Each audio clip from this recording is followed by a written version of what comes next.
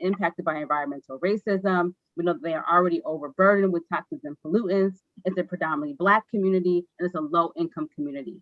So what the federal government did back in 1970, after our project has already happened, what they did was they said, if you live in a community that's marginalized, you are now going to be designated as an environmental justice community. And moving forward, whenever there's a project in your community, there's a heightened level of scrutiny that the DOT and the Federal Highway Administration are going to have to undertake.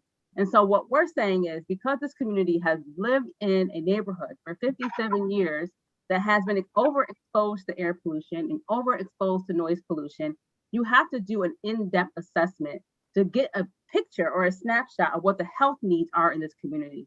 For example, the DOT should be able to say, 4 feet away from the viaduct lives a resident who has COPD, respiratory disease. And are they, that individual person, are they going to be able to handle 7 years of construction? And if the answer is no, then they should be offering up some relocation plan, right? So we're saying you need to do an in-depth safety and health and assessment on this specific community. It's not enough to do the general assessment that you would do in a regular, well-resourced, underburdened community, but you need to do something additional here. The second point where we say there's going to be an impact is they fail to consider future land use. And so what does that mean?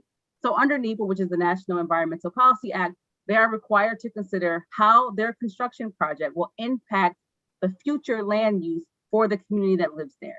And so what we know is the preferred option is the community grid. So then we have to ask ourselves, how is that 18 acres of land going to be used to make sure that the community that currently lives there isn't priced out through either inflated rents or new development or higher property taxes? Like, what are some of the safety measures we can put in place to make sure that the community and the character of the community remain the same? And the third way we're saying that their conclusion is faulty is they fail to provide general oversight. And so what does that look like? So what that looks like now is how they operate mostly all of their other projects, meaning they're going to bid out to contractors, and then the contractors are going to be responsible for following the rules that were set by the DOT. What we're saying is, because this project is happening in such a vulnerable population of people, such a vulnerable community, the federal, the state government needs to be making sure that the construction companies are abiding by the rules set forward. So we're saying that they should be doing some general oversight, and leaving it up to them to decide what that looks like. So we talked about displacement, we talked about access to opportunity, and one thing I will mention here is some of our coalition partners have been working really hard on making sure that the residents who live in this community, Syracuse City residents, specifically residents who live in the footprint, have access to jobs on this project, right? Because they're the ones that are going to bear the burden of the project. They should also be able to see some benefits from the project. So that's it for me, and I will open it up for questions and any kind of comments or additional feedback. Thank you. Thank you, Commissioner Chaplin. Now we want to open up the floor to community members. You can submit a question in our chat box, or you can raise your hand and we will unmute you. I'm going to have Commissioner Hernandez assist me in this. And we are ready to take any statements. We want to listen to you, community members.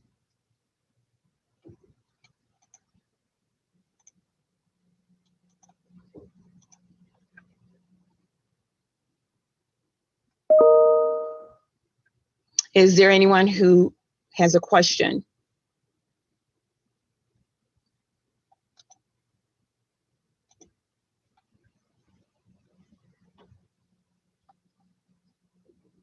Okay, so at this moment, is there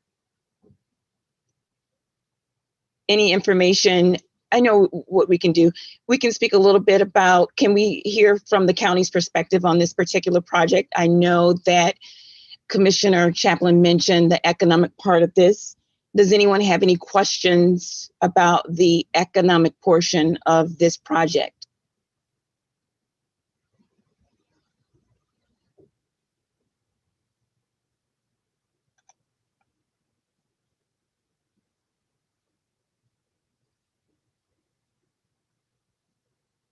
So we have a question from Mr. King. And the question is, can we discuss how the cumulative impacts idea functions in a NEPA project, NEPA project? So that's a really good question. And I think it goes to, so essentially NEPA, which is the National Environmental Policy Act. I'll just keep saying it because I don't like to use acronyms. People may not memorize what those acronyms are. So essentially the National Environmental Policy Act requires right now that when you're doing a project, look at the cumulative impacts. And what that means is basically your past, present, and your future impacts of the project. And that's really what this whole conversation is about, right? We're really harping on looking at the past impact of the original construction. So we know that it devastated a community of color, specifically a Black community. What are the present conditions of this community? And so we know as a result of the mass transit movement, so as a result of the building of I-81, in addition to urban renewal, Syracuse, New York has one of the highest wealth gaps in our country.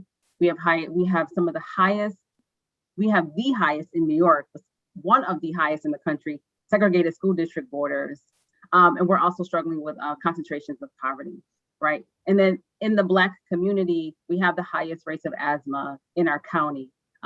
So we have those figures and we kind of can correlate why those figures exist, right? If you have, and also we were disproportionately impacted by COVID-19 in those same zip codes, right? And so a lot of it has to now go to, this is not an individual person's lifestyle or individual person's behavior. There is a systematic issue here, right? And so what we know is what we call it in the environmental justice world, like the invisible threats. We know that they are overexposed to air pollution. We know that they are overexposed to noise pollution. We know they are overexposed to lead. So you have these major toxins in our Black communities that are contributing to their overall lack of well-being. So we have to think about the cumulative impact of those things and making sure that the DOT is responsible for addressing those things. For example, we are asking the DOT to do a lead analysis, right? So we know that when they take the viaduct down, lead is in the viaduct, so it will now be in the air. So it's not enough to say that the lead that will be released from the construction is under the federal regulations. So that's fine, that's great, that's standy. We need to be asking, how is that lead that's going to be released into the air, when joined with the existing lead problem, how are the accumulation of those two going to impact an individual? So that's when we talk about cumulative impacts. Or we know that when the viaduct comes down, there's going to be certain air and debris that come up into the air. So that's all fine. So maybe it might be under the federal regulations, but how is it going to exist with the current air pollution and the current health and respiratory needs of that community? So that's what we talk about when we say cumulative impacts. Like, it's not enough just to say we're going to stay under the federal regulation guidelines. We have to consider what's already in that community and the density that's in that community. As an example, we know that that community has been identified as one of the lead hotspots. So what does that mean? 1 in every 6 children have experienced lead poisoning. That's astronomical. I mean, even on a national level, that is astronomical. So even the slightest bit of lead that's exposed, we need to think about. And maybe it may call for a relocation plan, right? Maybe it may call for more abatement to make sure that they're not being exposed. But what I don't want to happen in this conversation is, as we're critiquing parts of the plan for the DOT, to be misconstrued that the viaduct must come down, right? That's the overall consensus of, you need to rid this community of the massive amount of air pollution that they're being exposed to. One of the ways you rid that is you remove the viaduct. And why it's beneficial is because 70% of the interstate traffic that is currently going through that community will now no longer go through that community. So we're talking about the big diesel trucks. We're talking about the trailers, all the things that exude diesel, right? Not just fuel, but diesel. Those things will be rerouted to the more appropriate highway, which is 41, that already has mechanisms in place to absorb air pollution. The thing about air pollution is, if you have enough vegetation and enough footage, it automatically absorbs into zero. So your risk goes from 100% to zero. And so 481 was designed to be that interstate because it's lined with trees on both sides to absorb that air pollution, and homes are not within 500 feet of those major roadways. So it's perfect for this, and it kind of eliminates the overburden of air pollution this community is facing. So I want to critique the DOT's plan and say that there is a human rights violation here, but also recognizing that we're not critiquing the removal of the.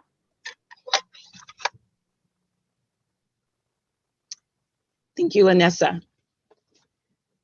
We do have one other question in the chat area. It's from Human Rights Commissioner John Rushing. I would like to know if the state, county, city have plans to reinvest in the communities surrounding the highway. A lot of land bank houses surrounding the highway. So I believe there should be expressed intent to give those communities the opportunity to own homes, something that was restricted on purpose. Your thoughts or comments? I think that's a really good comment, and like right on par. It reminds me that I should probably attach the link to Building Better Futures, the report that NYCLU wrote. Basically, essentially for that very reason, we are recommending that there's going to be almost 18 acres of land that becomes available as a result of the construction. And we are recommending that the 8 acres that sits just west of MLK Boulevard be returned back to the community in the form of a community land trust, to give them the opportunity to decide what they would like to do with the land. Do they want to build small developments, mixed use, low density mom and pop shops, or do they want to build residential housing? It's a way for the community to build back some of the equity that they lost just 57 years ago. So I think you're right on par. I think we're all thinking the same. The logistics of how to make that happen are yet to be known. It's going to obviously require city and county partnerships, along with private and public partnerships. And so that's the heavy lift, but like at least getting the ask out there and letting them start to analyze if that's a possibility is the first step.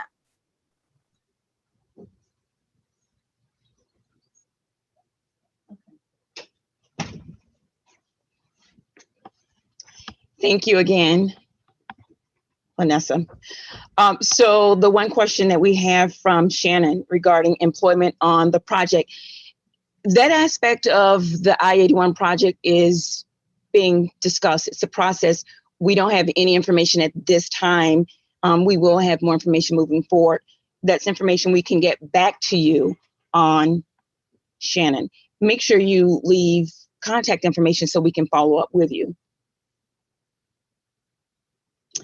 So next we have a question from CRBN, and he wants to know, so we want the viaduct to come down, but it must come down in the right way that protects the residents. And Commissioner Chaplin has put a link into the chat box for everyone to access. Are there any other questions?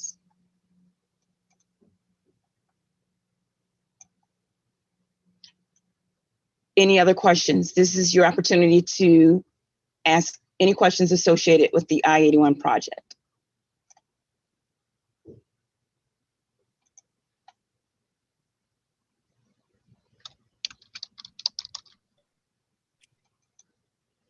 I think Shannon wanted to unmute, Monette. So I need to have her submit a more specific question, and we can follow up with her about any employment questions that she has. Shannon, do you have a question other than an employment question? And I need to have you, can we see your face?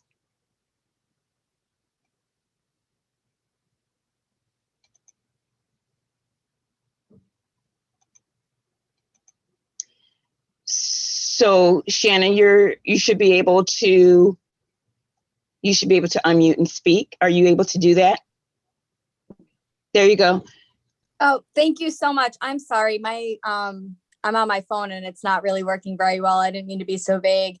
Okay. It just wasn't letting me type. Did you hear where I said that we'll follow up with any kind of employment questions that you might have? We'll need contact. Yeah. Okay. Thank you. Thank you. My question was basically, DOT talks a lot about employment regarding construction, and my question was if there was more conversation about employment regarding decision-making on the project from aspects beyond just construction. So that was basically my question, a little more focused. Thank you. Okay. Well, Thank you. Great question. Oh, sorry, go ahead, Montanette. No, I defer to you. Great question. And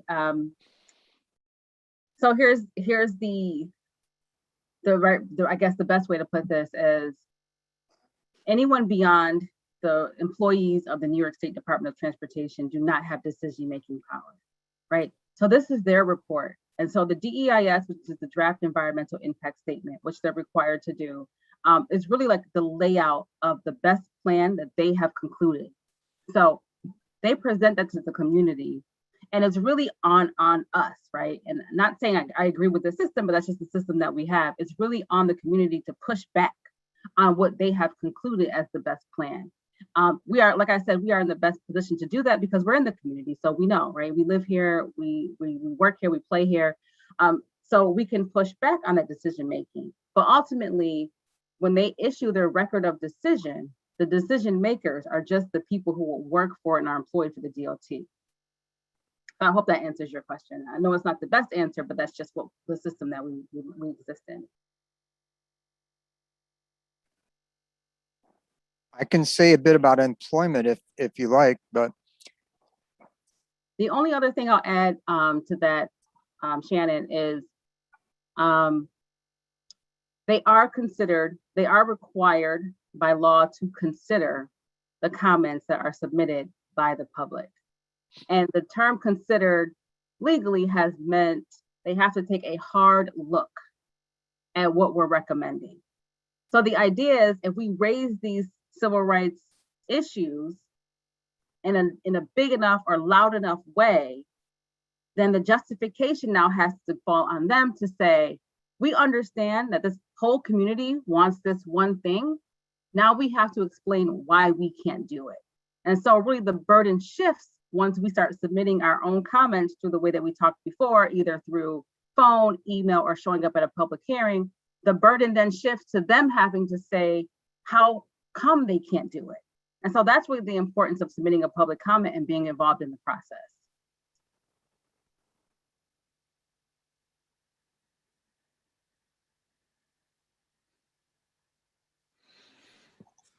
Thank you, Mr. King, for your question, and thank you, Lanessa. Are there any further questions? Any comments or statements? This is a listening session for human rights commissioners, and we do want to hear from the community. So we open the floor and give you this opportunity to share your thoughts about I-81. What you want to see happen, what should be different. This is an opportunity for you to share or involve your input in this process, in this project. I suppose I could add a point. Can you hear me all right? Yes, we can, Mr. Haley. Thank you. I appreciate your listening session, and I think some excellent points have been made here. Many of us have been working on this for a long time. What Lanessa Chapman has just mentioned is really extremely important, which is if we get a consensus from the community input towards what we want for the future, which we're trying to understand, then it's very important to simplify that message to one or two clear points and get as much of the community around it, which would include your office and your ability to support some of those consensus after you've vetted them and looked at them and find they do represent the community, is then to have that all lifted to the DOT to raise the importance of the comments from the public. One of the biggest problems of the citizen input side is to get numbers, number one, and get consensus. There's been an education process by so many different individual groups in this community dealing with so many aspects of this project that are about to be our primarily last chance to address these issues in the planning stage is just around the corner. So I think the whole community must do all it can possibly do to get behind these simplified issues to help whatever the issues are the community wants to address with the DOT. This is the time. Thank you.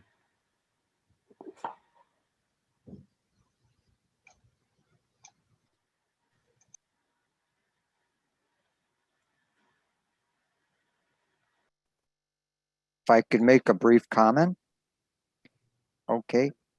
It's regarding, I think there's a lot about the National Environmental Protection Act, which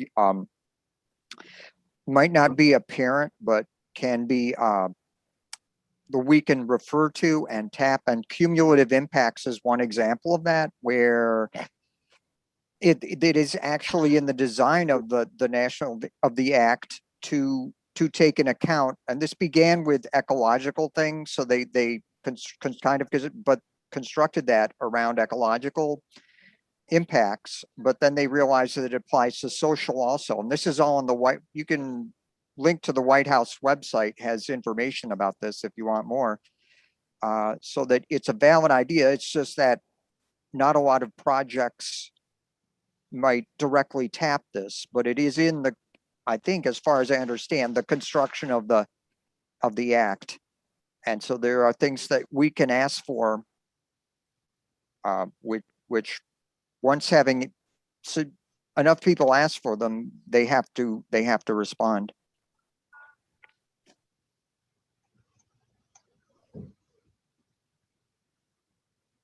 Okay. Thank you for that comment. Is there anyone else who has a comment or a statement? Any questions? We have a question from Monica. Do we know when the state is holding their next public hearing? So we don't have a definitive answer. What we do know is through the rumblings of conversations, we anticipate that they're going to be releasing the actual draft environmental impact statement sometime in June. If that is the case, they are required to hold two public hearings within 30 days. And so we anticipate that the public hearing will be in July or August. I think just as, a first line of kind of advocacy, this group and others could be asking for an extension on the public comment period. Just to give you kind of a reference, the first preliminary draft was thousands of pages long, and it received over 1,800 submitted comments, and is still ongoing. And so I'm just going to anticipate, we should all anticipate that this next draft will be thousands of pages long. So it's going to take some time, especially for community members and community organizations, to read through the document enough to be able to then spread that information educationally. So I think the first order of business would be to ask them to extend the public comment period. But to answer your direct question, I would say July or August, we should be on the lookout for a public hearing.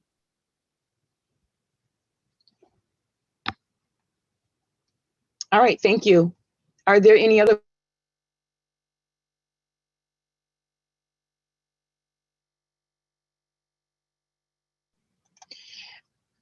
Our commission will be having a follow-up session to this particular public meeting.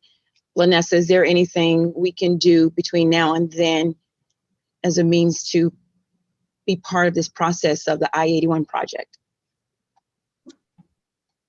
Yeah, I would recommend emailing the DOT and submitting comments.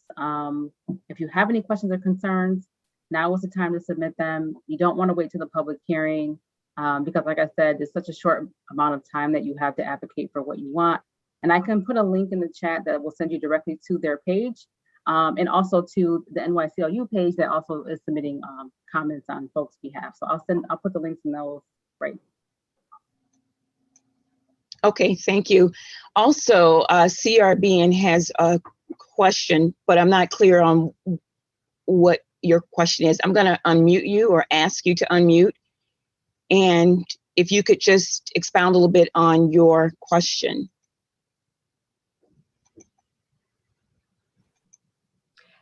Yes, we talk about the community coming together and working on this, but what I see is a lot of separate groups working kind of side by side.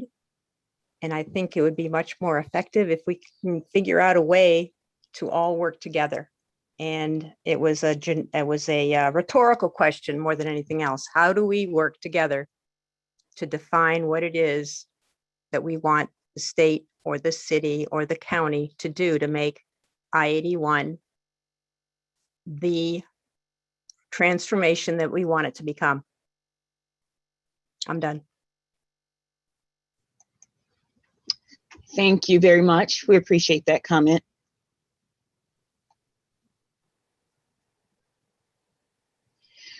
As I said, we will be hosting future hearings around I-81, and that's going to be an opportunity to learn more from all the stakeholders involved in I-81, which is community members. And in the meantime, the advice that Commissioner Lanessa Chaplin has given us is good to act on. Are there any other questions? Any comments or statements that you'd like to make, community members?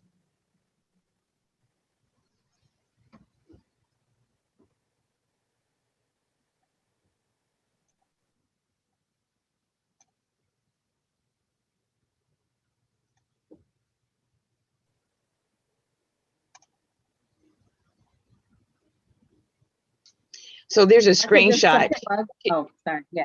If I Yeah, could just put a plug. If I could just put a plug in, the NYCOU is we are back out into the public now. So we're doing outside events every Saturday for the rest of May and June in the anticipation of the report coming out. So our first Saturday, which is going to be this Saturday, we're going to have an outdoor event at the Faith Hope Center. We'll have hot dogs, hamburgers, music, but then we'll also have some talking and some call to actions. So if you want to come or you want to invite people, I only could attach the screenshot for some reason. It wouldn't let me attach the PDF. Great, we have it. Thank you. I want to ask again, community members, are there any other questions or comments, statements you'd like to make? And then I want to ask any of our commissioners if they will have words or if there are any questions and comments from our commissioners.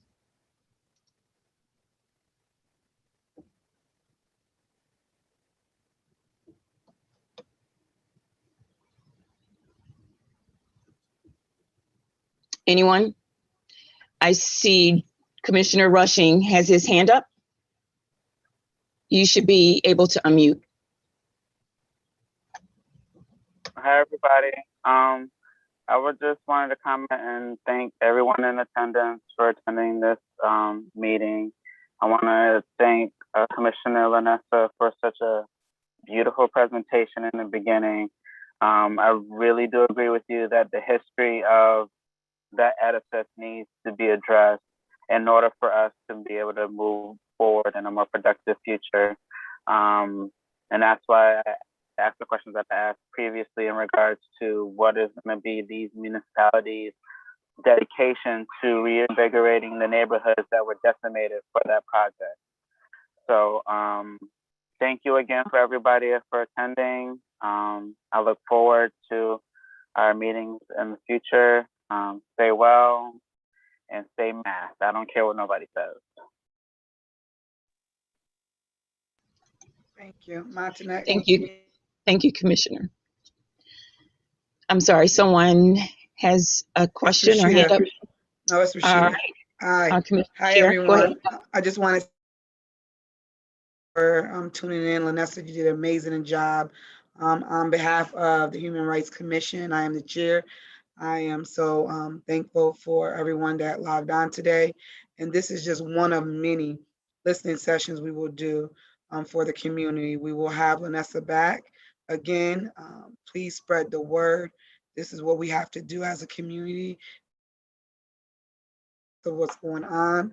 We will have more listening sessions. We will bring on other projects that are going on in that area so that you can learn the facts. But on behalf of the Human Rights Commission, I want to thank everyone. And I want to thank Lanessa for doing.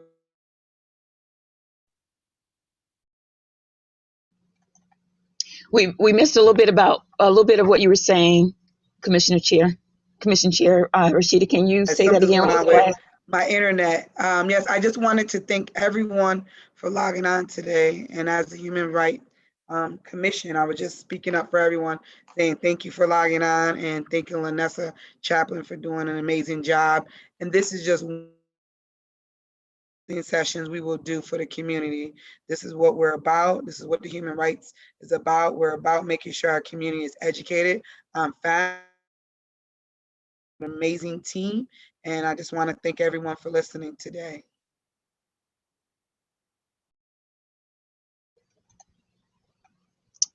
Thank you, Commission Chair Rashida. And if there's anyone else who wants to make any comments, please raise your hand now. Otherwise, we're going to wrap up and end this session. And again, we'll be doing this again. We're going to be here, part of this process of I-81. We will also be taking on other issues as well. So it's going to be a process of talking, listening, and sharing. Does anyone else have any questions or comments? Mr. King. Okay, just briefly, what we've discussed today as the policy actor is DOT. But as a lot of people did mention also, local governments are going to play a huge part in this, and something that impacts so much of the community is a planning issue, is a governance issue, and so it becomes very political, and people shouldn't be afraid to realize that and make some serious asks about this project, I think. Thanks. Thank you, Mr. King. That's part of our vision, part of our goal, to get into the community and have the community stakeholders speak up. We want to give them a seat at the table, give them the microphone, and make their asks known. I see Chief Diversity Officer Monica Williams wants to speak, so I'm going to mute. Okay. I just want to say thank you, Lanessa, for this beautiful presentation that you have done. I think that as long as we've been talking about this, I think there's still a lot of people in our community that don't really understand what is happening. And I just want to say that you do a phenomenal job at explaining it. And, you know, I think that any help that my office can give you on getting the word out, we will be more than happy to do that. I also would like to say I am very proud of this commission.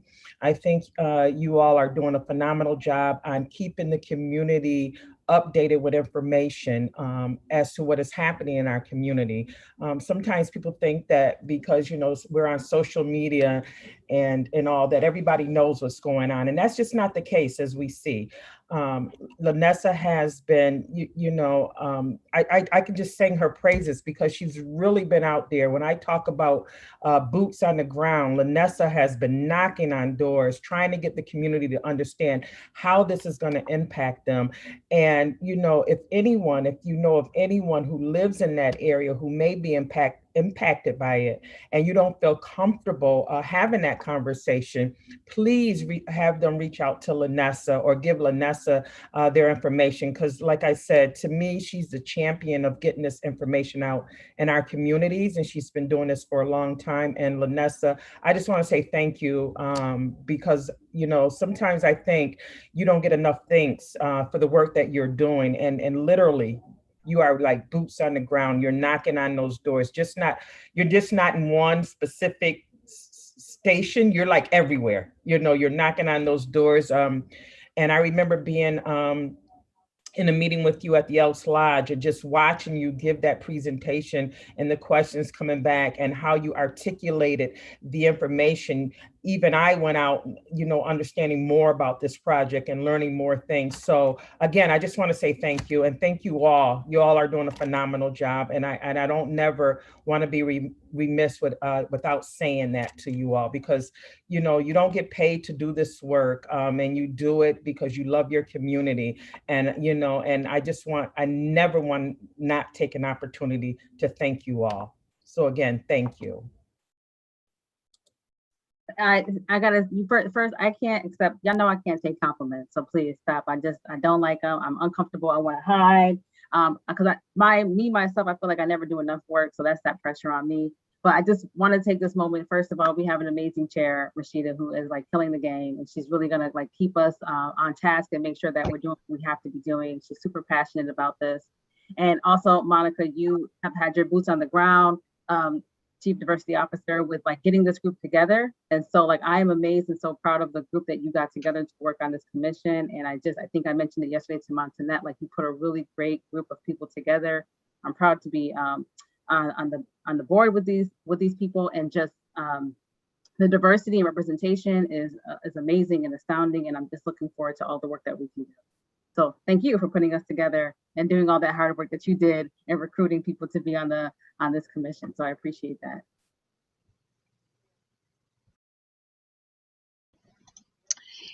Thank you so much. And I too must say I appreciate you greatly, Commissioner Chaplin. We have a hand raised for Human Rights Commissioner Agnes McCrae. We've had a few other local elected officials join us, and I will recognize them after we've heard from Commissioner McCrae. So you can go forward. Yes, I just wanted to echo Rashida. Great job. Fantastic. And my comment is progress, community, and health has to be able to go together. It's all together, and we can't have progress and benefits within our community without considering all aspects. It doesn't matter where we are.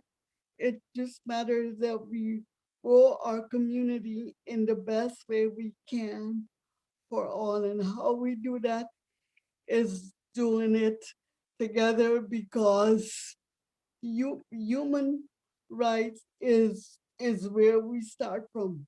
Because connected, all of us on this call are human beings, regardless of where we are on certain issues. And in order to do the best we can for our community now and in the future, it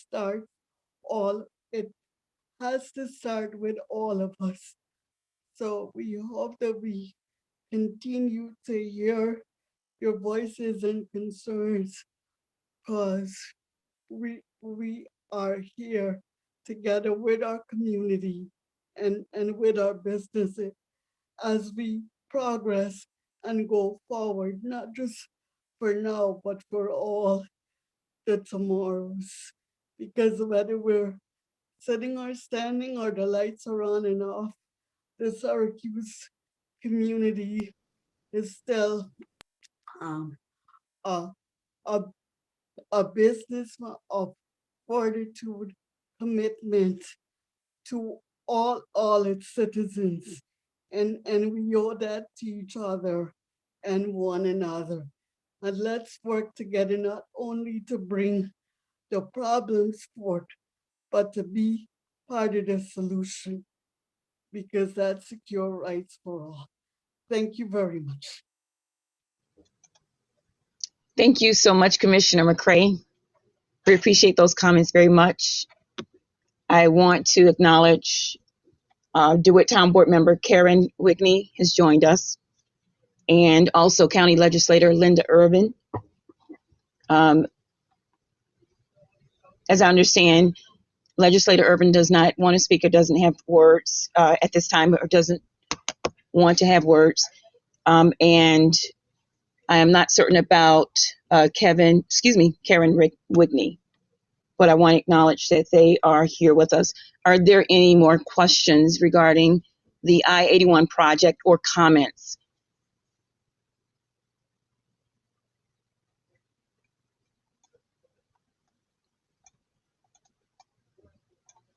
Okay. Well, if there are no further comments, statements, questions, and remember, you can follow up with the Human Rights Commission at our office, the Office of Diversity and Inclusion, and you can email me any questions or comments or any concerns you might have regarding I-81, and it's something that the Human Rights Commission can take up Other than that, I would look forward to our next one. I would invite the community members to keep their eyes peeled for our next hearing. And as I said, this is going to be one of a few hearings on I-81. We do plan to hold other public hearings that will deal with some of the salient issues that are happening in our community. So we are here, we're present, we're working, we are in the community. We invite you to join our meetings. We meet once a month. Visit our website. You can get all the information you need as it relates to the Human Rights Commission. We thank everyone for being here. We value our community, and we value the community members. We value the public, and we want to get feedback from you, from the community. So having said all that, if there's nothing further, we will end this session, and we will keep everyone posted of our next meeting, our next public meeting. All right. Thank you, everyone. Thank you to Chief Diversity Officer Monica Williams, Commission Chair Rashida Caldwell, and also Project Counsel for NYCLU, the New York Civil Liberties Union, and Human Rights Commissioner Lanessa Chaplin. Thank you for all the commissioners who were able to join today. Thank you all elected officials who are here, and all of the community members. We thank the media for being here as well. We want to get the word out about I-81 and get everyone involved. We're here to be a megaphone, an amplification for what's going on in our community. So thank you. Thank you, everyone. Keep your eyes open for our next meeting, and we will see everyone soon.